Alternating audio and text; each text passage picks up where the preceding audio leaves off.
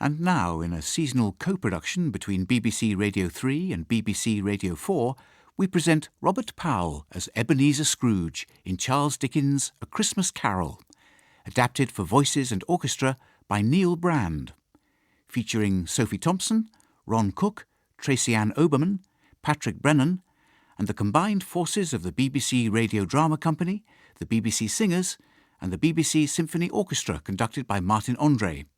A Christmas Carol was recorded in front of a live audience at the BBC Maida Vale studios.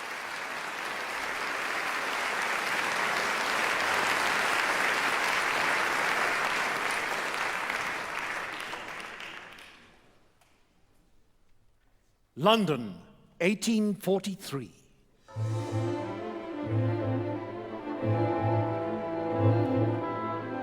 The house fronts look black enough, and the windows blacker, contrasting with the smooth white sheet of snow upon the roofs, and with the dirtiest snow upon the ground, which last deposit has been ploughed up in deep furrows by the heavy wheels of carts and wagons, furrows that cross and recross each other hundreds of times where the great streets branch off, and make intricate channels hard to trace in the thick yellow mud and icy water.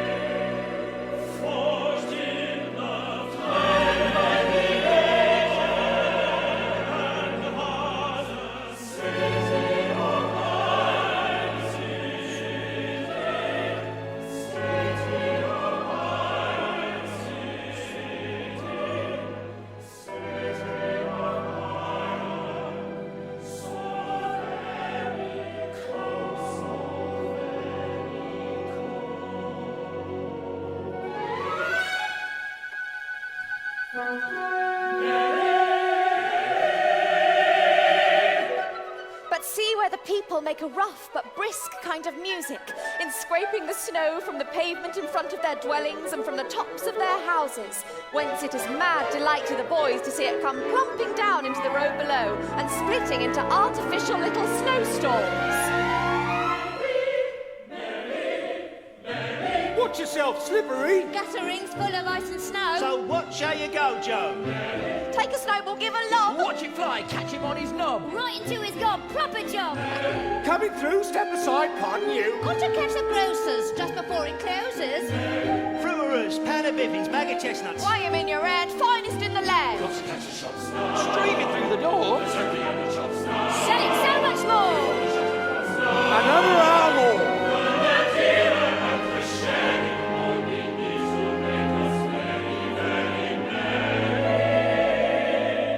Onward to the grocer's. Bag of tea, bag of coffee, Listen to the chime of the scales. to the twine and the nails. And the wrapping paper rolling off the roller. Cinnamon candied fruits. Figs, moist and pulpy. Almonds and French plums. Fill up your basket with them.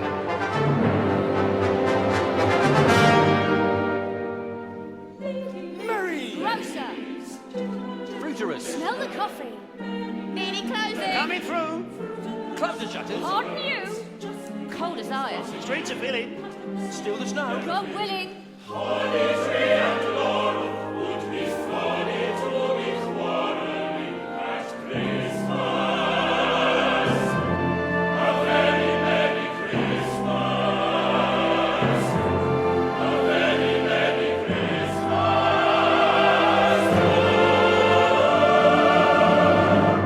Marley was dead.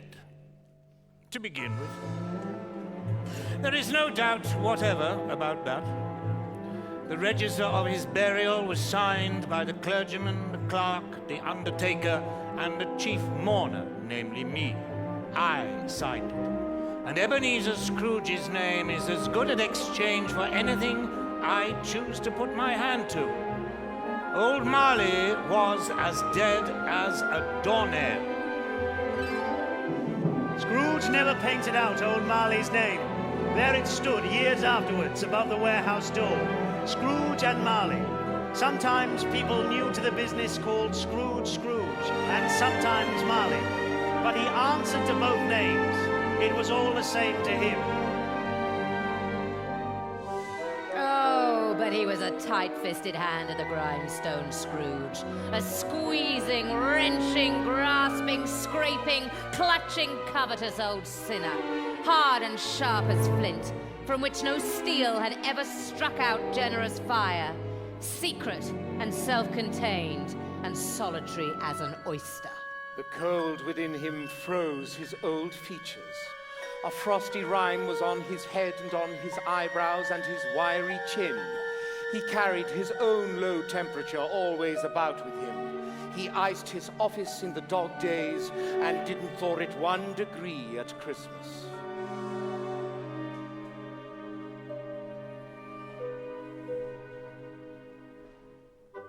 The door of Scrooge's counting house was open, that he might keep his eye upon his clerk, Bob Cratchit, who in a dismal little cell beyond was copying letters. My master, Mr. Scrooge, had a very small fire, but my fire was so very much smaller that it looked like one coal. But he couldn't replenish it, for Scrooge kept the coal box in his own room. And so surely as the clerk came in with the shovel... Out! Wherefore the clerk put on his white comforter and tried to warm himself at the candle, in which effort, not being a man of a strong imagination, he failed.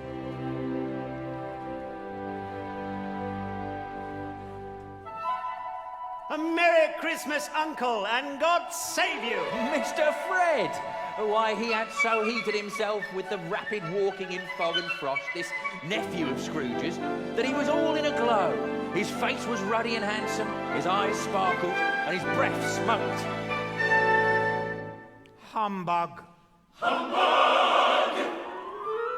Christmas a humbug, Uncle. You don't mean that, I'm sure. I do. Merry Christmas. What right have you to be merry or poor enough? Come then, what right have you to be so dismal? You're rich enough. What's Christmas time to you but a time for paying bills without money? Yes? A time for finding yourself a year older but not an hour richer? Yes? A time for balancing your books and having every item in them through a round dozen of months presented dead against you? That's true. Ah! If I could work my will, every idiot who goes about with Merry Christmas on his lips should be boiled with his own pudding and buried with a stake of holly through his heart. I'm sure I've always thought of Christmas time as a good time, a kind, forgiving, charitable, pleasant time. And therefore, Uncle, though it has never put a scrap of gold or silver in my pocket, I believe that it has done me good and will do me good. And I say, God bless it. Hooray! Let me hear another sound from you, and you'll keep your Christmas by losing your situation. Sorry, sir. Oh, don't be angry, Uncle. Come, dine with us tomorrow. I'll see you in hell first. But why? Why? Why did you marry? Because I fell in love. Because I fell in love. Ah, the one thing in the world more ridiculous than a Merry Christmas. Good afternoon.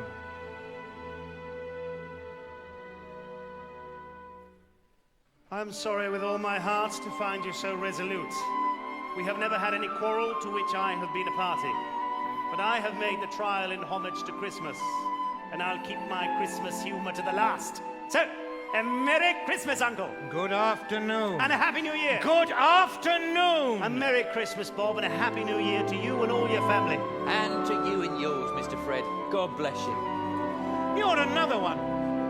15 shillings a week and a wife and family talking about a Merry Christmas. I'll retire to Bedlam.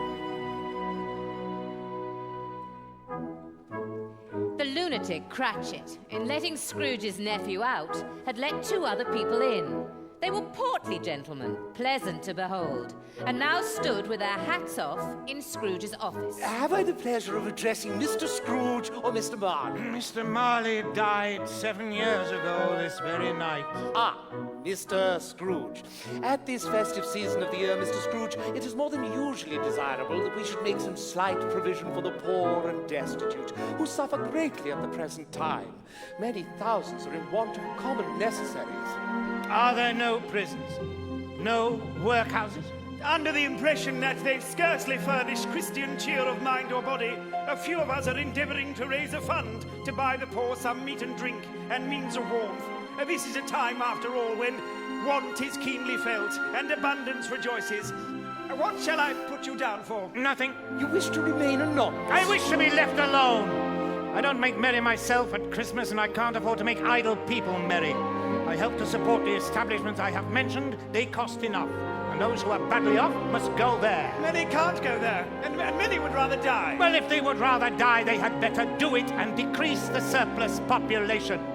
Beyond that, I will not be involved. You could make a difference. It is not my business. I understand my business, and it occupies me constantly. Good afternoon.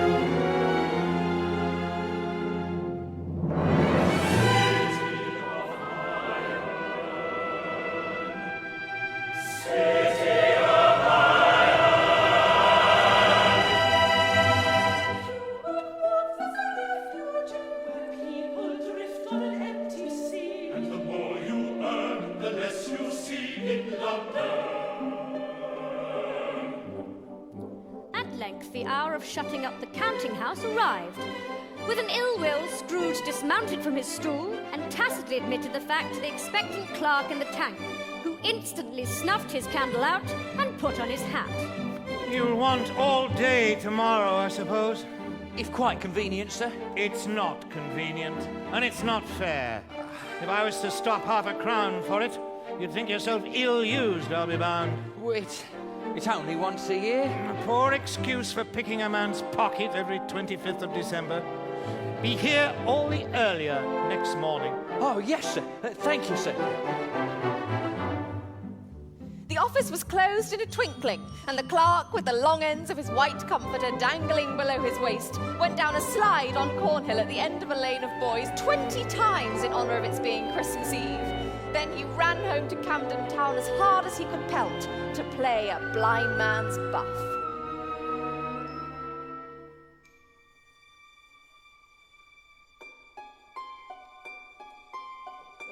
Scrooge took his melancholy dinner in his usual melancholy tavern, and having read all the newspapers and beguiled the rest of the evening with his banker's book, went home to bed.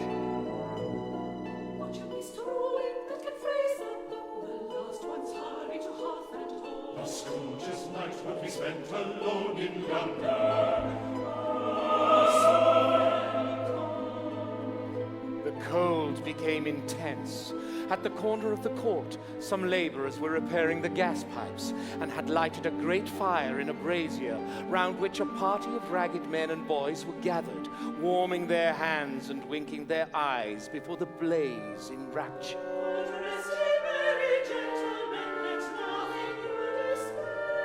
That's enough. Be gone. Scrooge lived in chambers which had once belonged to his deceased partner. They were a gloomy suite of rooms in a lowering pile of buildings up a yard, where it had so little business to be that one could scarcely help fancying it must have run there when it was a young house, playing at hide and seek with other houses, and forgotten the way out again. And then, Scrooge, having his key in the lock of the door, saw in the knocker, without its undergoing any intermediate process of change, not a knocker, but Marley's face. Ebenezer Scrooge!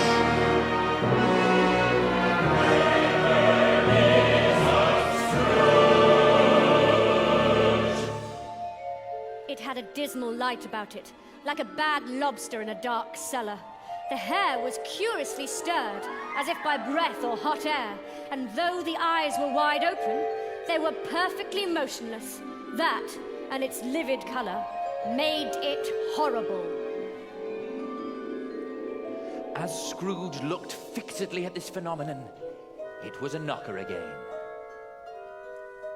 Humbug. On opening the door, Scrooge thought he saw a locomotive hearse going up the stairs before him in the gloom. But up he went, not caring a button for that. Darkness is cheap, and Scrooge liked it. But before he shut his heavy door, he walked through his rooms to see that all was right. He had just enough recollection of the face to desire to do that. Ebenezer Scrooge! Quite satisfied, he closed his door and double-locked himself in, which was not his custom. Thus secured against surprise, he took off his cravat, put on his dressing gown and slippers and his nightcap, and sat down before the fire to take his gruel. As he threw his head back in the chair, his glance happened to rest upon a bell, a disused bell that hung in the room. It was with great astonishment and with a strange, inexplicable dread that as he looked, he saw this bell begin to swing. It swung so softly in the outset that it scarcely made a sound, but soon it rang out loudly, and so did every bell in the house. A clanking noise deep down below, as if some person were dragging a heavy chain on the floors below, then coming up the stairs, then coming straight towards his door. It's humbug still. I won't believe it. His colour changed, though, when he came through the heavy doors and passed into the room before his eyes.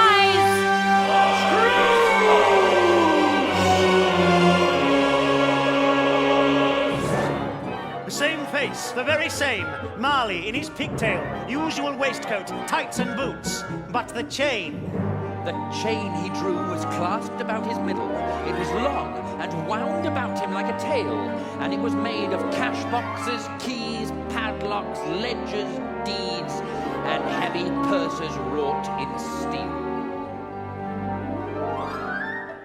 His body was transparent, so that Scrooge, observing him and looking through his waistcoat, could see the 2 buttons on his coat behind. How now? What do you want with me? Much. Marley's voice, no doubt about it. Who are you? Ask me who I was. Who were you then? You're particular for a shade, I'll give you that. In life I was your partner, Jacob Marley. Can you sit down? I can. Do it then. There was something very awful in the spectres being provided with an infernal atmosphere of its own. Scrooge could not feel it himself, but this was clearly the case, for though the ghost sat perfectly motionless, its hair and skirts and tassels were still agitated, as by the hot vapour from an oven. You don't believe in me. I don't. Why do you doubt your senses? Because a little thing affects them. A slight disorder of the stomach. You may be an undigested bit of beef, a fragment of an underdone potato. There's more of gravy than the grave about you.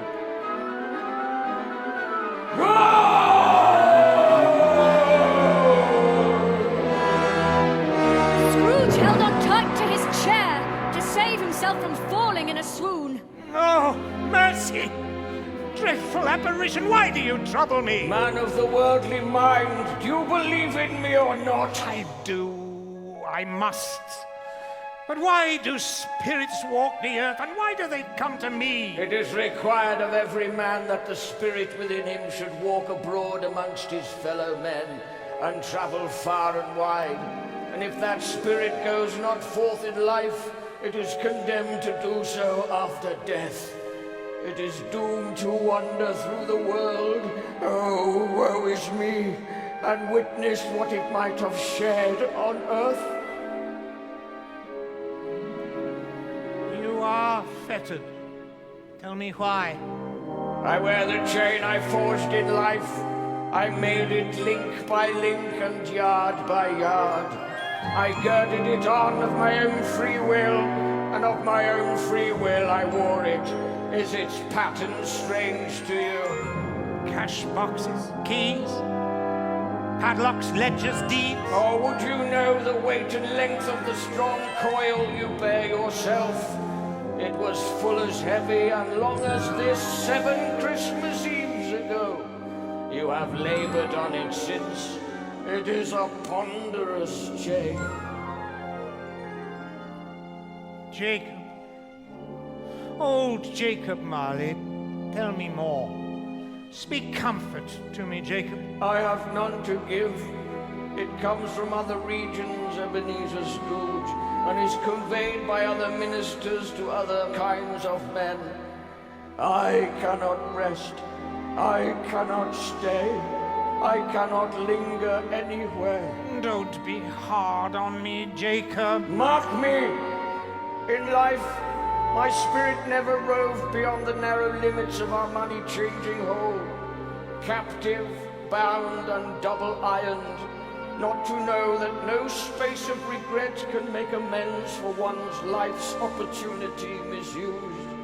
Yet such was I. You were always a good man of business, Jacob. Business? Mankind was my business. The common welfare was my business. Charity, mercy, forbearance, and benevolence were all my business. The dealings of my trade were but a drop of water in the comprehensive ocean of my business.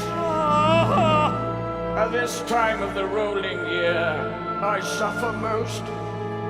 I am here tonight to warn you that you have yet a chance and hope of escaping my fate, a chance and hope of my procuring Ebenezer. Oh, you were always a good friend to me, Jacob.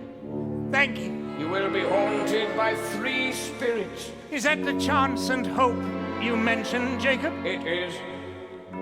I think I'd rather not. Without their visits, you cannot hope to shun the path I tread. Expect the first tomorrow when the bell tolls 1. Couldn't I take them all at once and have it over, Jacob? Expect the second on the next night at the same hour, the third upon the next night when the last stroke of 12 has ceased to vibrate.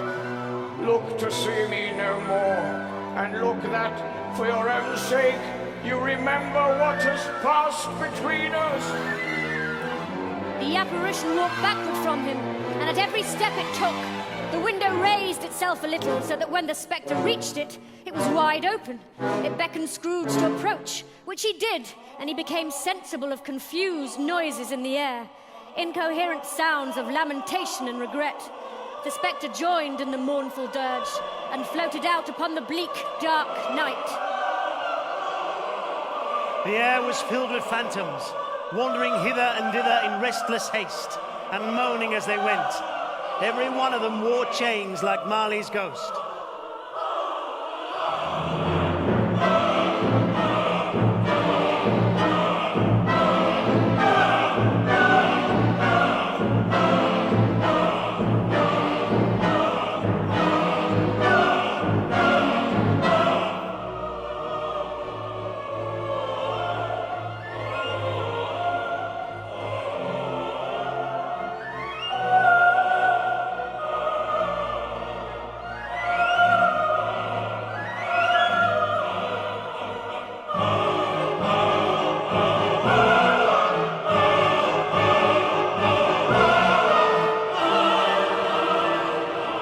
Whether these creatures faded into mist or mist enshrouded them, he could not tell.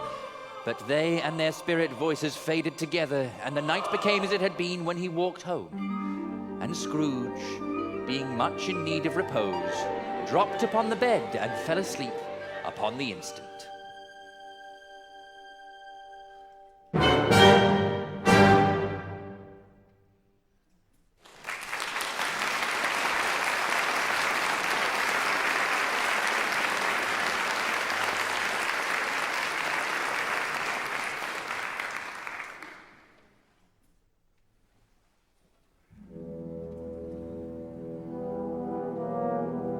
When Scrooge awoke, it was so dark that looking out of bed, he could scarcely distinguish the transparent window from the opaque walls of his chamber. He was endeavoring to pierce the darkness with his ferret eyes when the chimes of a neighboring church struck 12. Why, it isn't possible that I can have slept through a whole day and far into another night. It isn't possible that anything has happened to the sun. And this is 12 at noon. The idea being an alarming one, he scrambled out of bed and groped his way to the window. He was obliged to rub the frost off with the sleeve of his dressing gown before he could see anything. All he could make out was fog and extreme cold. 12 midnight. But what day? Marley warned me of a visitation when the bell tolls 1.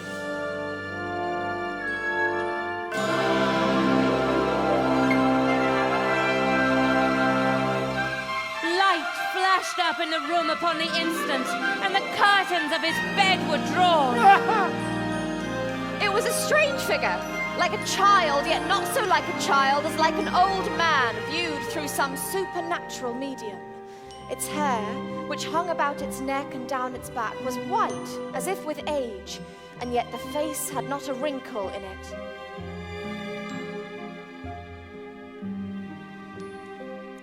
From the crown of its head there sprung a bright, clear jet of light, by which all this was visible, and which was doubtless the occasion of its using, in its duller moments, a great extinguisher for a cap, which it now held under its arm. Who and what are you? I am the ghost of Christmas past. Long past? No, your past. Rise and walk with me. It would have been in vain for Scrooge to plead that bed was warm and the thermometer a long way below freezing. The grasp, though gentle as a woman's hand, was not to be resisted. He rose, but finding that the spirit made towards the window, clasped his robe in supplication. I am mortal, liable to fall. Bear but a touch of my hand upon your heart, and you shall be upheld in more than this.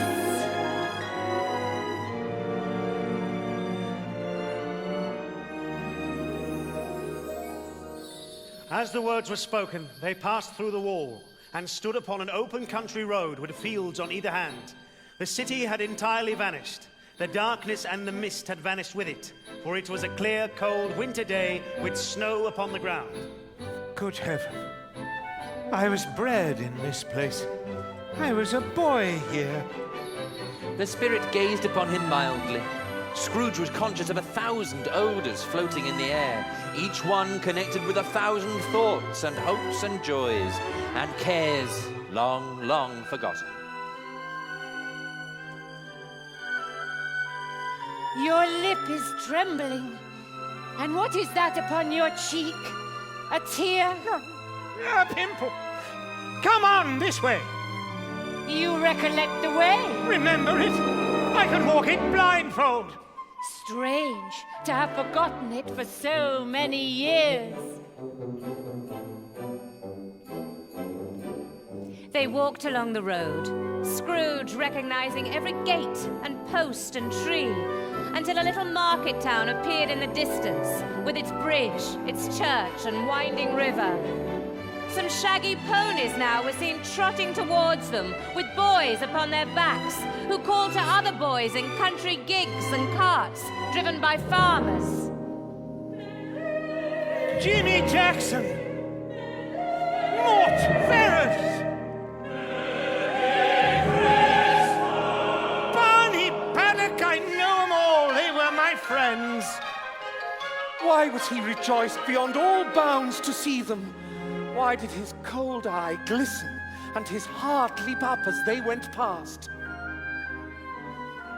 They left the high road by a well-remembered lane and soon approached a mansion of dull red brick with a little weathercock-surmounted cupola on the roof and a bell hanging in it. It was a large house, but one of broken fortunes, for the spacious offices were little used.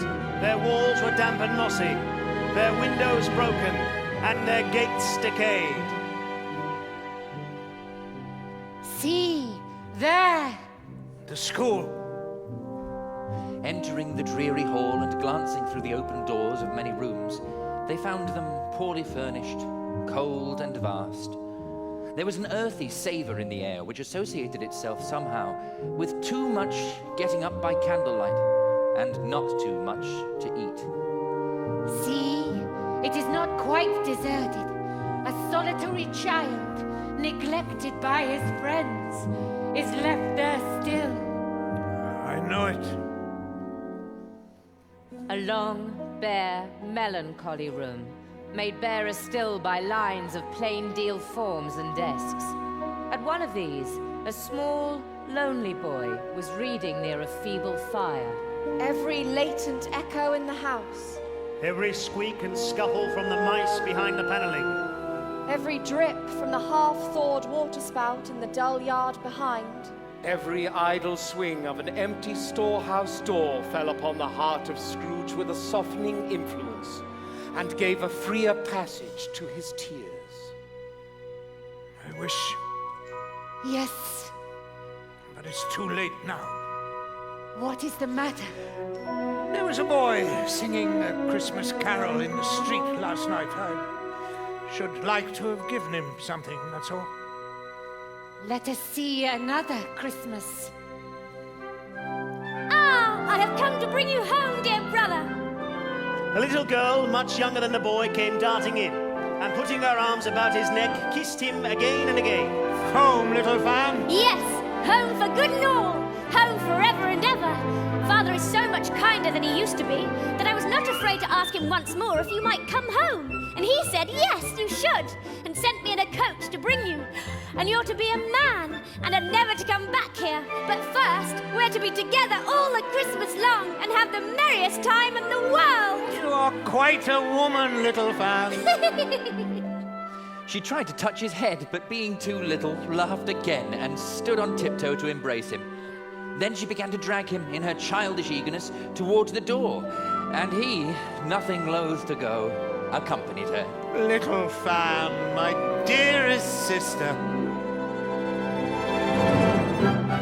Master Scrooge's trunk being by this time tied on to the top of the chaise, the children bade the schoolmaster goodbye right willingly, and getting into it, drove gaily down the garden sweep, the quick wheels dashing the hoarfrost and snow from off the dark leaves of the evergreens like spray. Always a delicate creature, whom a breath might have withered. But she had a large heart. I will not gainsay it, Spirit. God forbid. She died a woman and had, as I think, children. One child. True, your nephew, Fred. Yes. Yes, she did. They were now in the busy thoroughfares of a city. The ghost stopped at a certain warehouse door. Do you know this place? Know it? I was apprenticed here. Yo-ho there, Ebenezer! At the sight of an old gentleman in a Welsh wig, sitting behind such a high desk that if he'd been 2 inches taller, he must have knocked his head against the ceiling, Scrooge cried in great excitement. Why, it's old Fezziwig, bless his heart!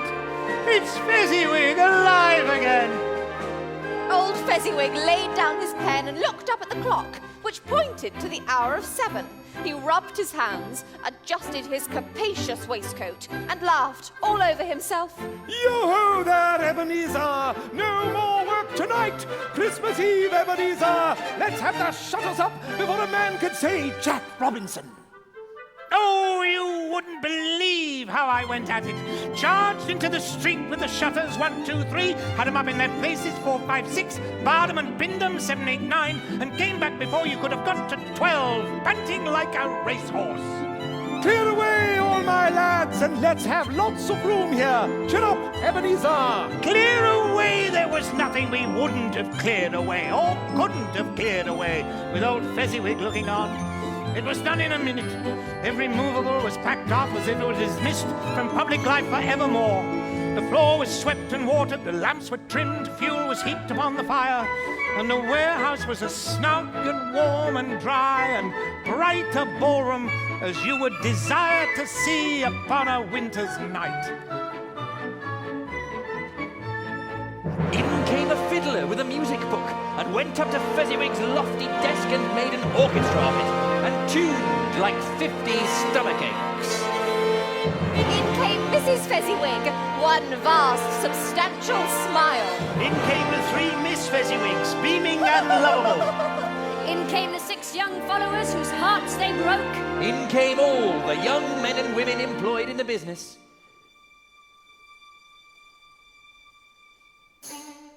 Away they all went, 20 couples at once, hands half round and back again the other way, down the middle and up again, round and round in various stages of affectionate grouping. Old top couple always turning up in the wrong place, new top couple starting off again as soon as they got there. All top couples at last, and not a bottom one to help them.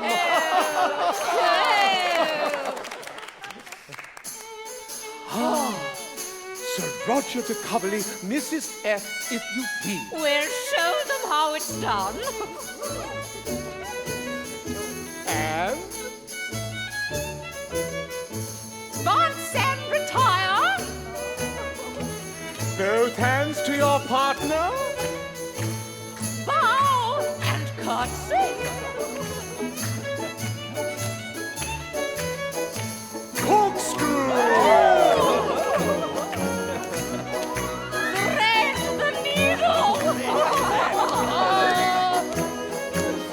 And back again to your place.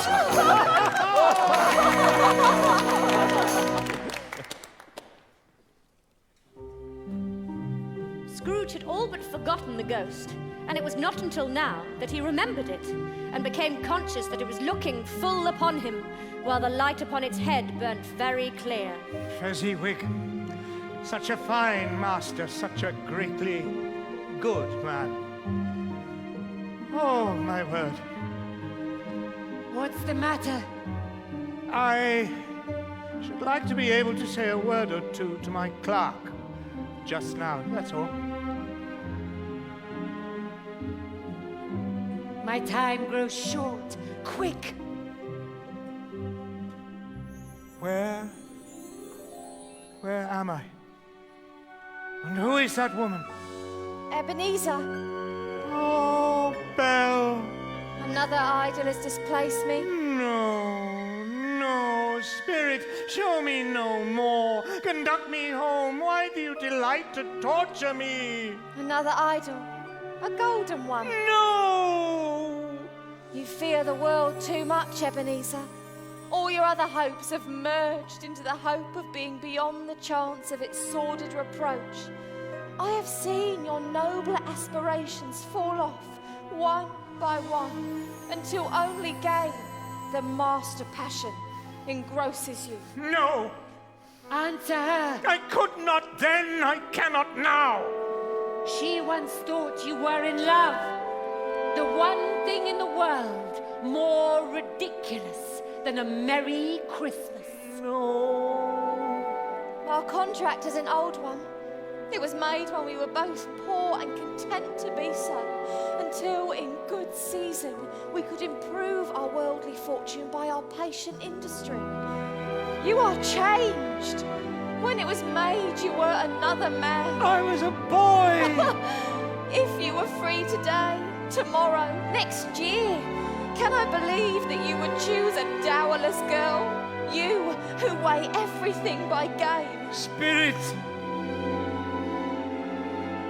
I release you with a full heart for the love of him you once were. No! Spirit, remove me from this place. I told you these were shadows of the things that have been, that they are what they are. Do not blame me. Remove me! I cannot bear it! In the struggle, if it can be called a struggle, Scrooge seized the spirit's extinguisher cap and by a sudden action pressed it down upon its head.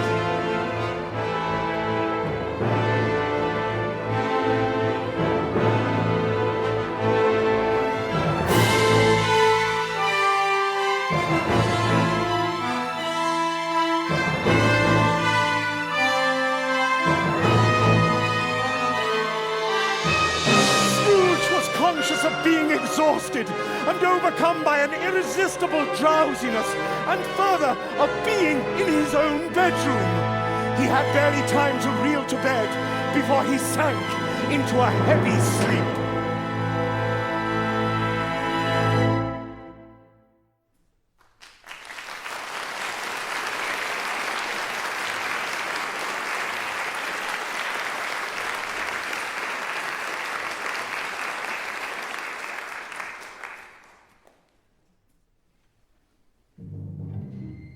Scrooge awoke in the middle of a prodigiously tough snore and sat up in bed to get his thoughts together. Now it comes. The second spirit that old Jacob foretold. Come on, I'm ready. Well, where are you then? He lay upon his bed, the very core and center of a blaze of ruddy light which streamed upon him.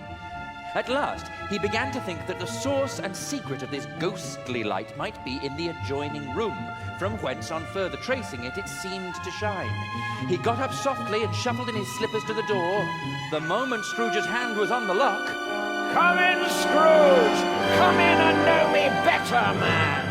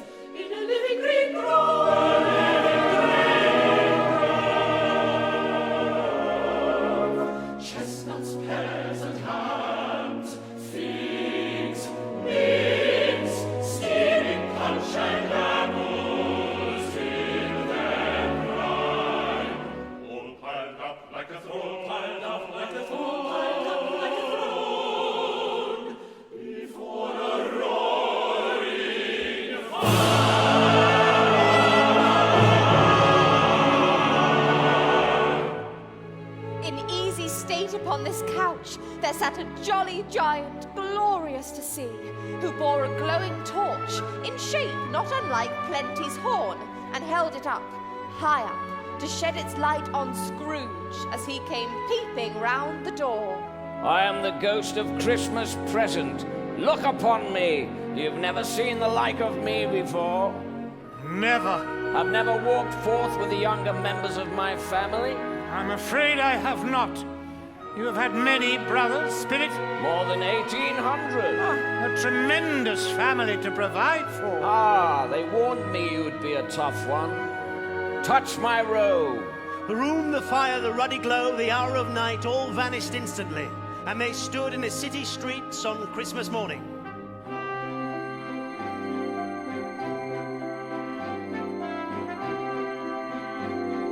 Joy to the day that the Lord has made. See glory fill the sky. The best part of man for all to see, while it goes blindly by. The island town of the island bell runs forth its tune of cheer. So good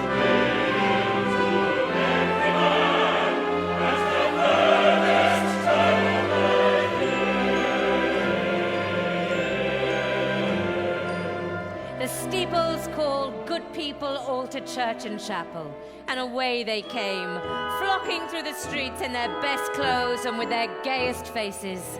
And at the same time, there emerged from scores of by-streets, lanes, and nameless turnings innumerable people carrying their dinners to the bakers' shops.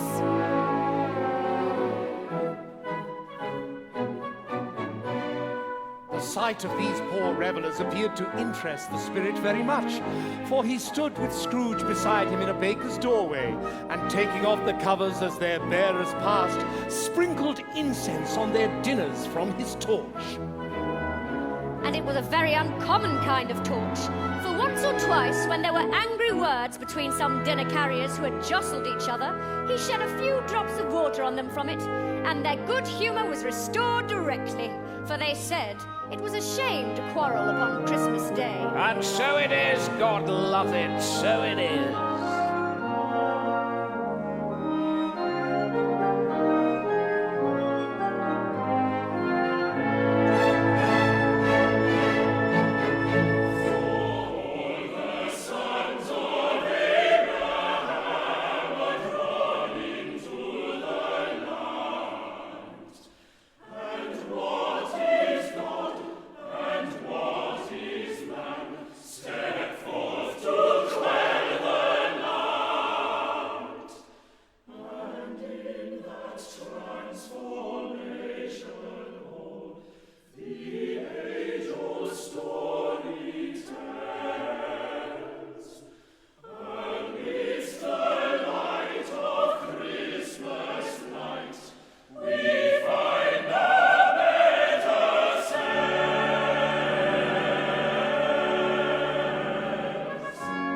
Grasp my robe, for we will travel far tonight.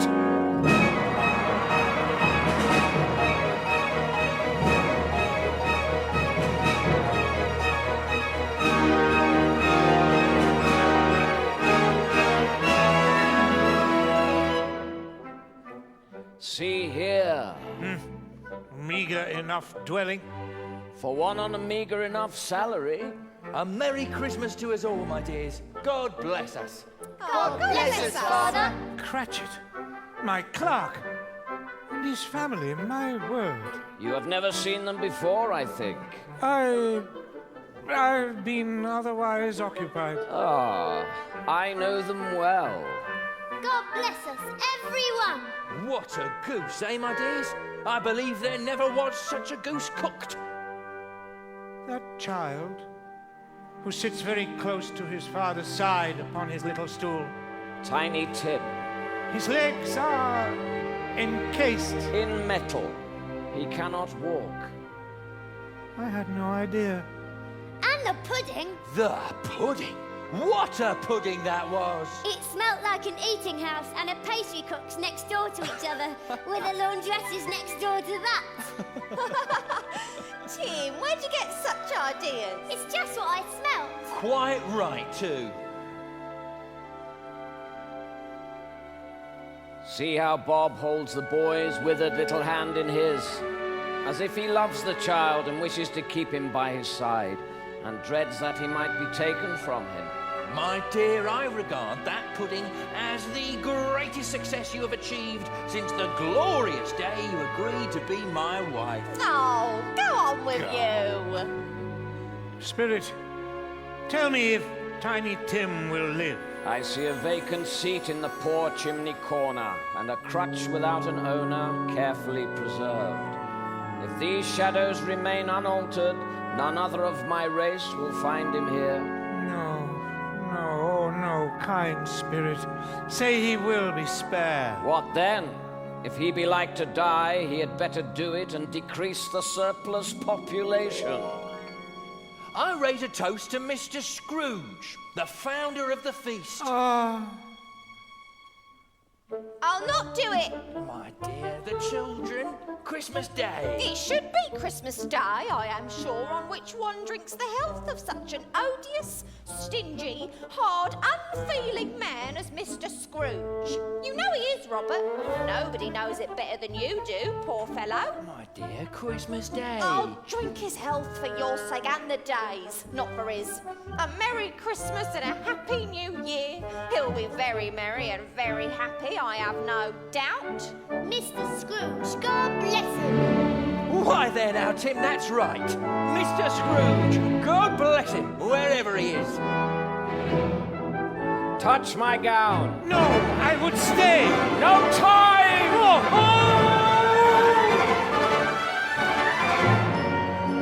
By this time it was getting dark and snowing pretty heavily, and as Scrooge and the Spirit went along the streets, the brightness of the roaring fires in kitchens, parlours, and all sorts of rooms was wonderful. Here There, the flickering of the blaze showed preparations for a cozy dinner, with the hot plates baking through and through before the fire. There, all the children of the house were running out into the snow to meet their married sisters, brothers, cousins, uncles, aunts, and be the first to greet them. Here again were shadows on the window blind of guests assembling, and there, a group of handsome girls, all hooded and fur-booted, and all chattering at once, tripped lightly off to some near neighbour's house. So many people. They all know me. It is to your shame that they don't know you. Come, let me show you. Spirit, I am flying! Do not drop me for pity's sake!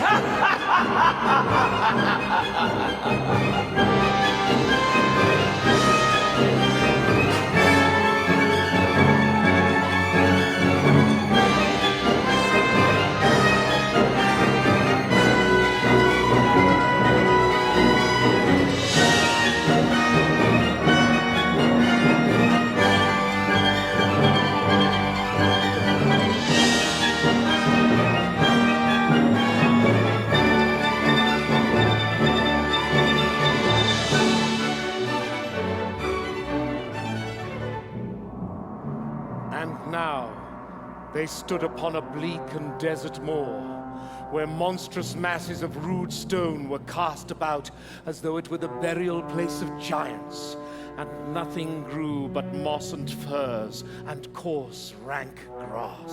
What place is this? A place where miners live, who labor in the bowels of the earth. But they know me. See. A light shone from the window of a hut, and, passing through the wall of mud and stone, they found a cheerful company assembled round a glowing fire. An old, old man and woman with their children and their children's children, and another generation beyond that, all decked out gaily in their holiday attire.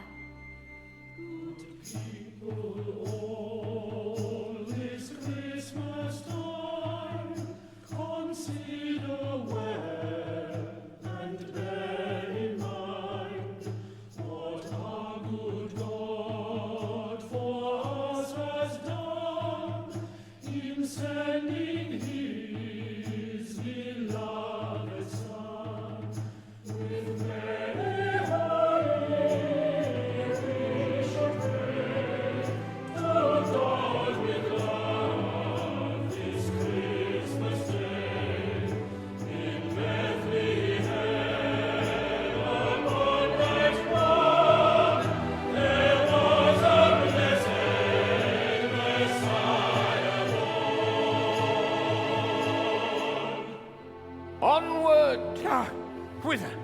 Spirit! No! Not out to sea! To sea!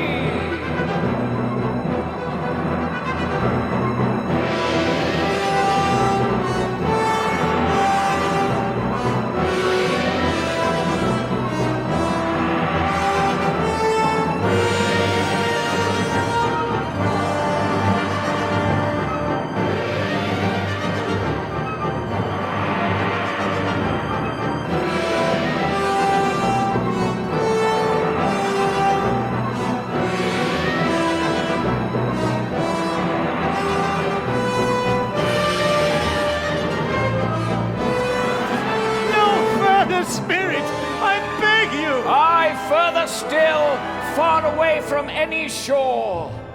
Look. A ship. They stood beside the helmsman at the wheel, the lookout in the bow, the officers who had the watch, dark, ghostly figures in their several stations. Every man on board, waking or sleeping, good or bad, has had a kinder word for another today than on any day in the year, has shared his festivities, has remembered those he cares for at home, and knows they delight to remember him. I know. I understand, Spirit. There are none that would delight to remember me.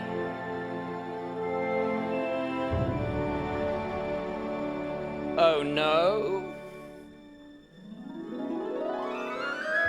He said that Christmas was a humbug, as I live. He believed it too. More shame for him, Fred. Why, that must be... Your niece, the wife of your nephew, Fred. She is very pretty. Exceedingly pretty. With a dimpled, surprised-looking capital face, a ripe little mouth that seemed made to be kissed, as no doubt it was, all kinds of good little dots about her chin that melted into one another when she laughed, and the sunniest pair of eyes you ever saw in any little creature's head. Altogether, I would say she was... provoking, but satisfactory, too. Oh, perfectly satisfactory.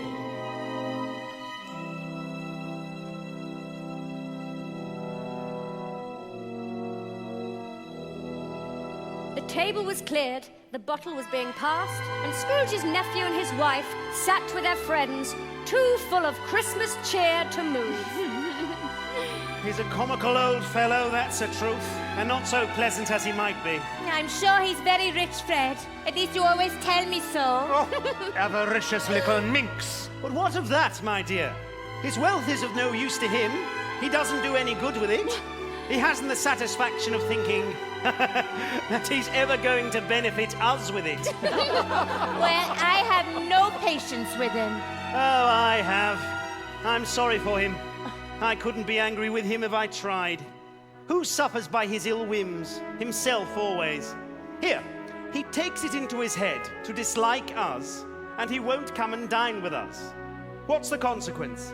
He loses pleasanter companions than he can find in his own thoughts, either in his mouldy old offices or his dusty chambers. Well, I mean to give him the same chance every year, whether he likes it or not. He's a witty lad, young Fred. I hadn't noticed. Come, let us play a game. Blind man's buff. Oh, Spirit! May we not stay for a game, please? My time is... Spirit? What ails you? My life upon this globe is very brief. It ends tonight. Tonight at midnight. Hark, the time is drawing near. I see something strange and not belonging to yourself protruding from your skirts. Is it a foot? Or claw? It might be a claw for the flesh there is upon it. Look here. From the foldings of its robe, the spirit brought forth 2 children. They were a boy and girl, yellow, meager, ragged, scowling, wolfish.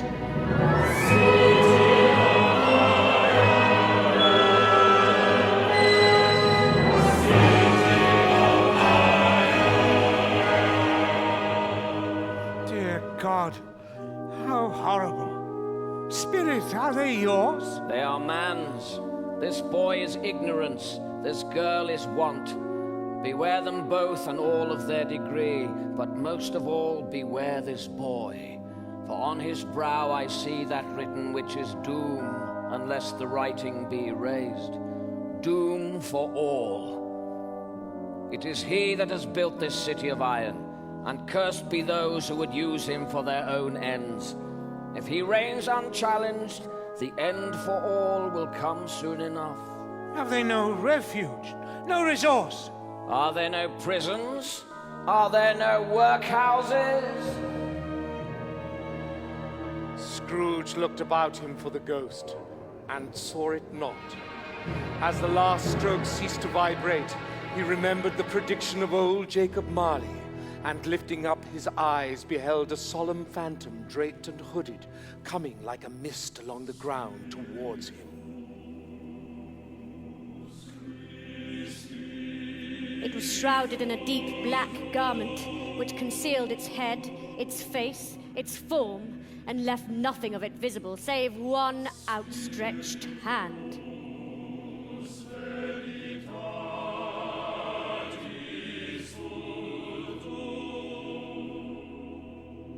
The phantom slowly, gravely, silently approached. When it came near him, Scrooge bent down upon his knee. For in the very air through which this spirit moved, it seemed to scatter gloom and mystery.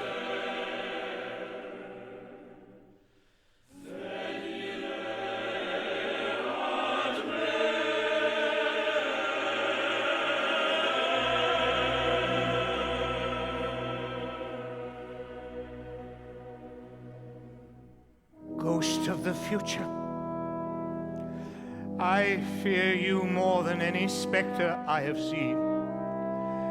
But as I know your purpose is to do me good, and as I hope to live to be another man from what I was, I am prepared to bear you company and do it with a thankful heart.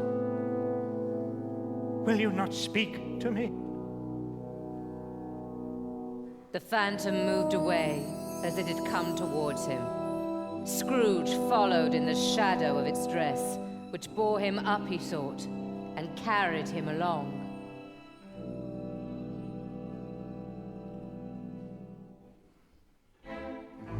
Why, this is the exchange. I don't know much about it either way. I only know he's dead. What has he done with his money? He hasn't left it to me, that's all I know. I know those men of business. Business? Mankind was my business. The common welfare was my business. Charity, mercy, forbearance, and benevolence were all my business. Jacob Marley, do they speak of you? Now the spirit led Scrooge into an obscure part of the town. The ways were foul and narrow, the shops and houses wretched, the people half naked, drunken, slipshod, ugly. Alleys and archways, like so many cesspools, disgorge their offences of smell and dirt and life upon the straggling streets, and the whole quarter reeked with crime, with filth and misery. Oi, Joe! Open up! Who is it? Look here, old Joe, here's a chance. If we haven't all three met here without meaning it, charwoman. Laundress! Undertaker's man? We're all suitable to our calling. We're well matched. Come into the parlour. Open that bundle, old Joe, and let me know the value of it. Speak out plain. You be quiet. Undertaker's man, what you got? Pencil case, sleeve buttons, brooch. Nothing special. Sixpence the lot. Who's next? Boots, Joe! Good uns too! Couple of silver teaspoons! Spoons. Couple of bob. You disappoint me, lady and gentlemen, upon my word you do. Look, Joe, look. Joe went down on his knees for the greater convenience of opening the huge bundle, and having unfastened a great many knots, dragged out a large and heavy roll of some dark stuff. What do you call this? Bed curtains?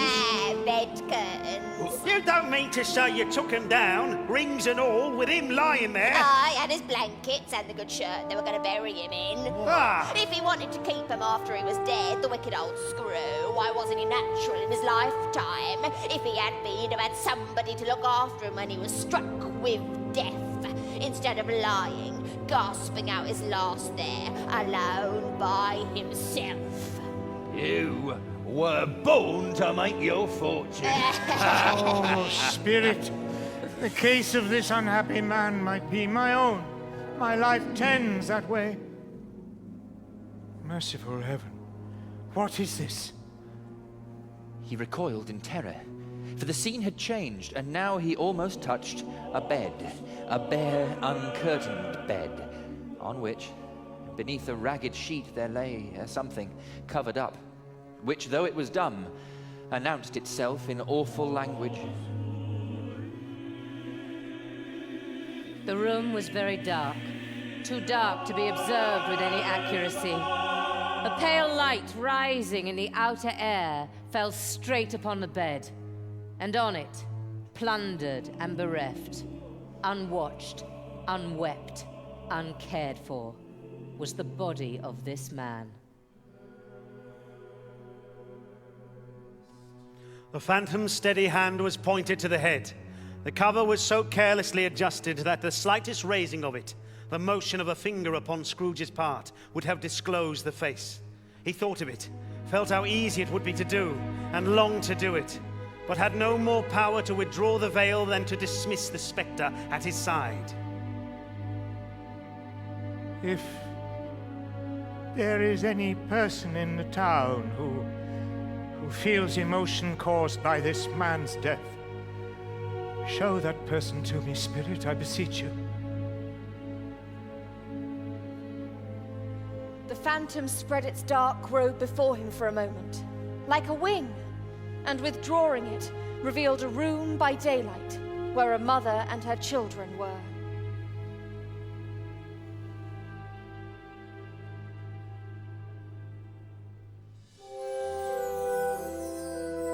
Caroline!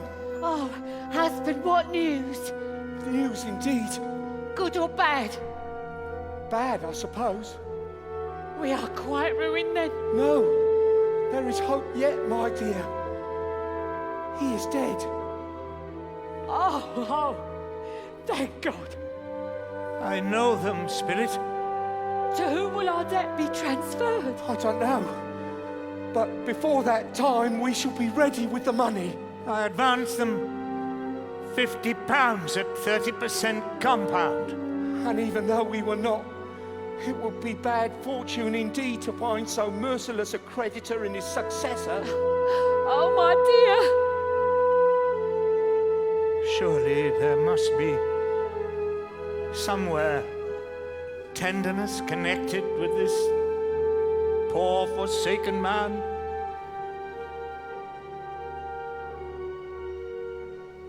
Bob Cratchit. Master Fred. Well met, sir, well met. A sad time though, eh, Bob? You'd heard then, sir, about my Tim. Oh, my dear man. I thought we were speaking of... Oh. But now I see you do look a little...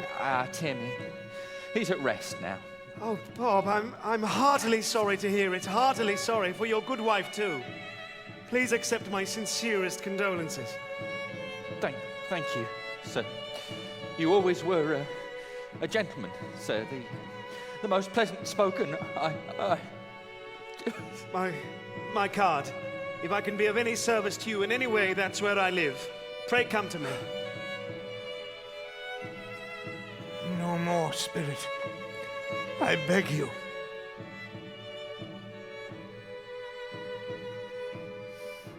Merciful heaven, where is this?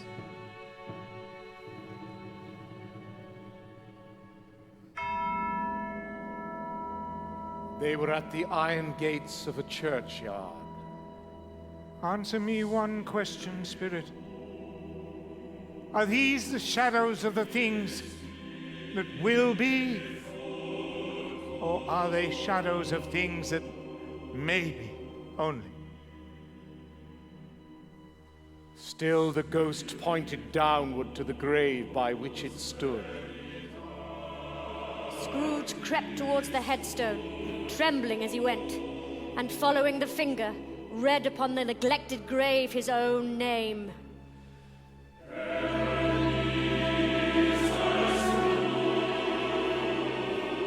No, Spirit!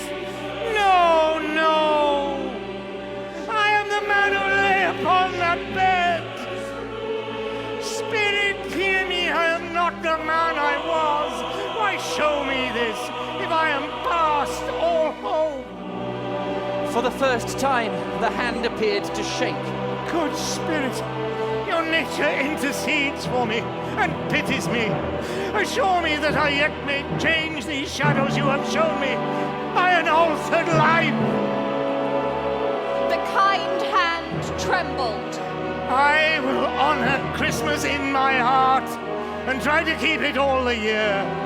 I will live in the past, the present, and the future. The spirits of all three shall strive within me.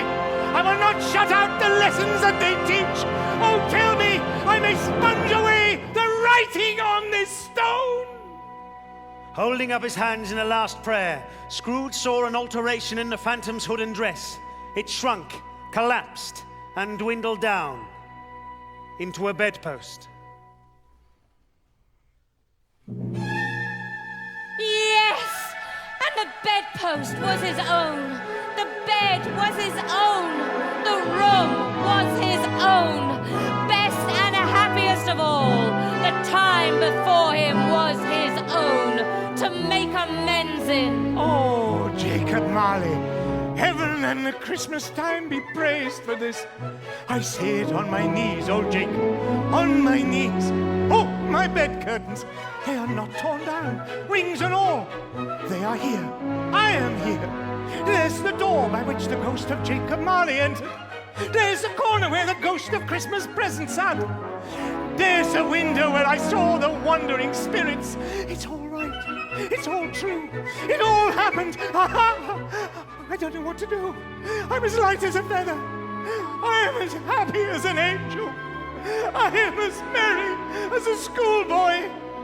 I am as giddy as a drunken man. Oh, Merry Christmas to everybody. A Happy New Year to all the world. Hello here. Whoop. Hello. And the churches rang out the lustiest peals he had ever heard. Oh, glorious, glorious. Running to the window, he opened it and put out his head. No fog, no mist, clear, bright, jovial, stirring, cold.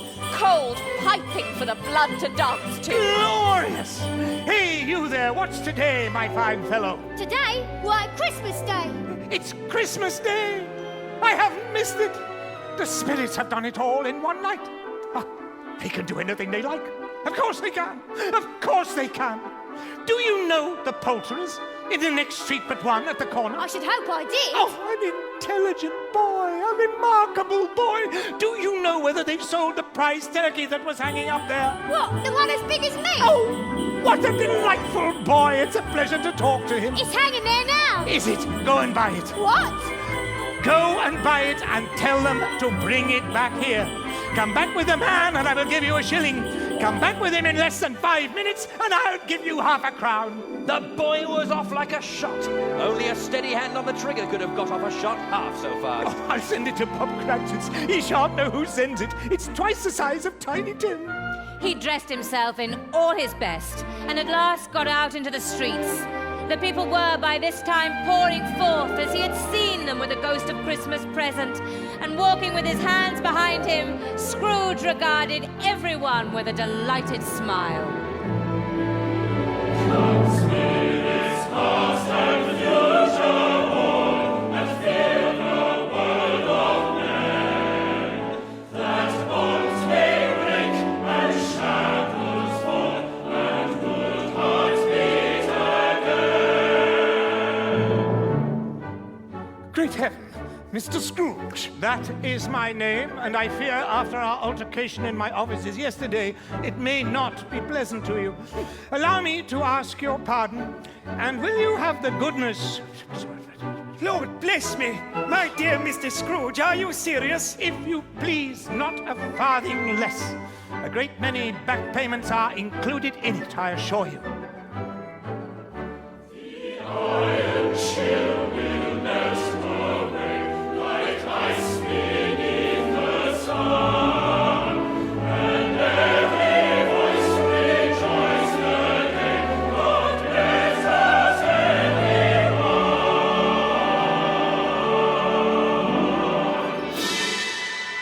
Is your master at home, my dear? Master and mistress are upstairs in the drawing room. Who may I say is calling? Please don't trouble yourself. I'm here to see my nephew. Sir, you can't go in there. Nephew Fred! Oh, no, I'm most terribly sorry. I didn't mean to. Bless my soul, Uncle Scrooge. I've come to dinner, Fred. Will that be all right? All right. Why, of course. And may we play blind man's buff after dinner as usual? But how do you know that we...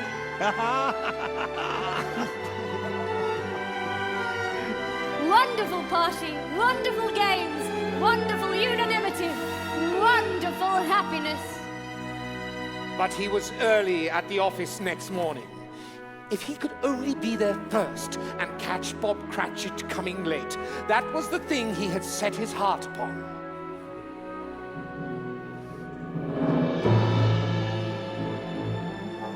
What do you mean by coming here at this time of day? Oh, I'm very sorry, sir. I am behind my time. Yes, I think you are. Step this way, sir, if you please. It's only once a year, sir. It shall not be repeated. I was making rather merry yesterday, sir. Now, I will tell you what, my tardy friend. I am not going to stand this sort of thing any longer. And therefore, I am about to raise your salary. Shake my hand. You're mad, sir. Don't come any closer. This is a very heavy ruler I have here. No need for the ruler, Bob. It's all right. Sir? Are you crying? With joy, my good fellow, with joy and not unpleasurable sensation. Would you shake hands with me? With all my heart. What has happened? Oh, Bob, I've had a dickens of a time. A Merry Christmas, Bob. A merrier Christmas, my good fellow, than I have given you for many a year. Come, we will discuss your affairs this very morning over a Christmas bowl of smoking bishop. Make up the fires and buy another coal scuttle before you dot another I, Bob Cratchit. With great pleasure, Mr. Scrooge, sir. Scrooge was better than his word. He did it all, and infinitely more. And to Tiny Tim, who did not die, he was a second father. He became as good a friend, as good a master, and as good a man as the good old city knew. Some people laugh to see me so altered, but I let them and take no heed. My own heart laughs, and that's good enough for me. Iron children melt away like ice beneath the sun, and every voice rejoices the day. God bless us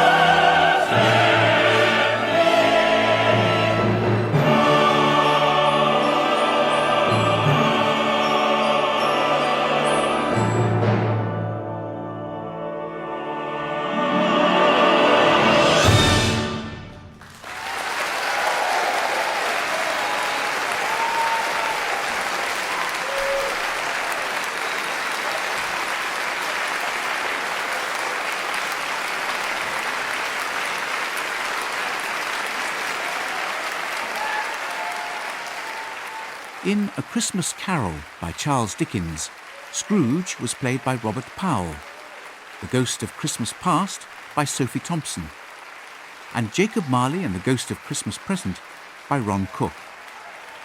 Mrs. Fezziwig was played by Tracy Ann Oberman, Mr. Fezziwig by Patrick Brennan, Tiny Tim by Beatrice Jones, Fred by Sean Mason, Mrs. Cratchit by Hannah Genesius, and Bob Cratchit by Paul Heath. Other narrative parts were played by members of the cast. The BBC Singers and the BBC Symphony Orchestra, leader Stephen Bryant, were conducted by Martin Andre. Orchestration was by Hugo González Pioli and Timothy Brock. The director was David Hunter. The producer, Anne Mackay. Adapted and composed by Neil Brand, A Christmas Carol is a co-production between Radio 4 and Radio 3.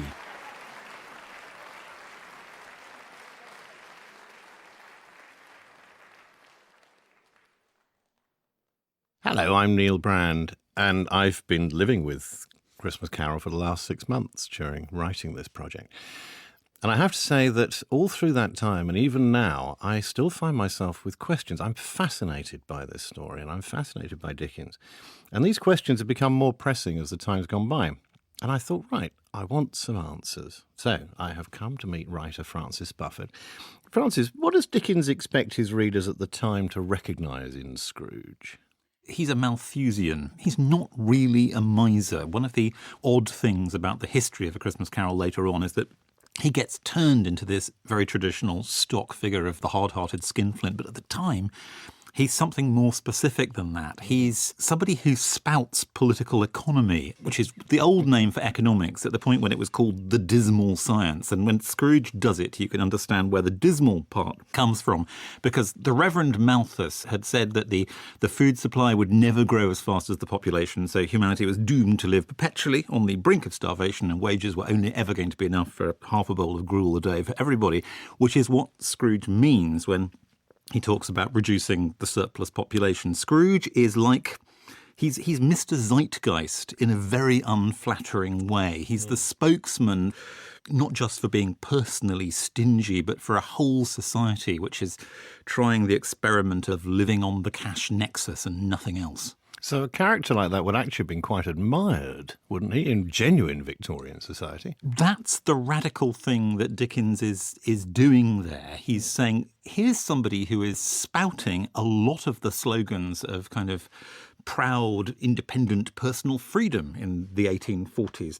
Scrooge says things like, I'll look after my business, you look after yours. We can hear distant echoes of that now in a certain kind of enthusiasm for the market. And Dickens is saying, I think, actually, no, this is a scandalously reduced and corrupting vision of human behaviour. It really isn't enough to go, we're all free agents, we owe each other nothing, have a single lump of coal for your fire, Bob Cratchit. That's all I owe you. The book is about owing each other much more than an economic theory would ever permit. So what kind of London is the story taking place in? Is it genuinely Dickens's London at that time? And what was that town like? 1840s London is something like the height of Dickens's London. And for the rest of his career, he's often harking back to that moment because it's when it's kind of grimmest, maddest, most kind of fertile for his imagination. But the thing we have to remember, I think, is that it's not Dickensian in the box of Quality Street kind of way. Well-dressed people having a nice time. No, and it's not the cosy stuff with endless bowls of punch either, because that is Dickens's own contribution to a much harder and more, it's sort of the heart of the whirlwind, London then. It's not an old city. It's a place that has just been revolutionised. It's a place where the railways are being driven through, where all that is solid is melting into air. Camden Town, where Bob Cratchit lives, is a gigantic building site dominated by railway viaducts at this point. Because they're putting the line into Euston. They are. Yeah. The old world is being kind of crunched and turned over, and nobody knows quite what they're supposed to do with themselves, with the present and with the past, and with the whole question of what human society is going to be like, because it's changed more in the last 30 years than it has ever done before in human history. So you're kind of living in the middle of a kind of earthquake, and that's the point at which Dickens says, Christmas is important. There are ways to be kind in the middle of this earthquake. Let's think about the humanising possibilities of roast goose and sitting down together for a meal.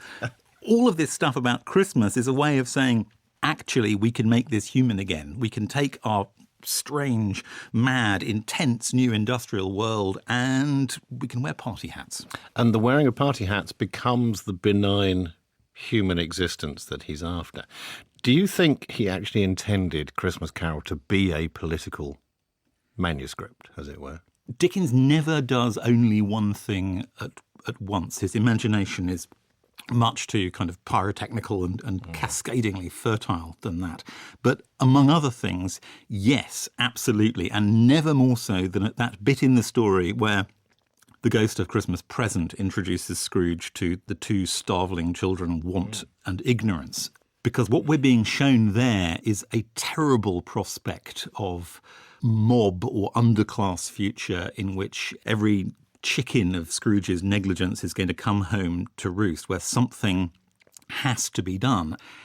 Dickens is a radical, but he's absolutely not a revolutionist, and he is very worried by the thought of what may happen in the future if there are ignorant, needy mobs burning Europe's cities. I think it's worth remembering that 4 years after The Christmas Carol comes out, the Communist Manifesto promises that a spectre is haunting Europe.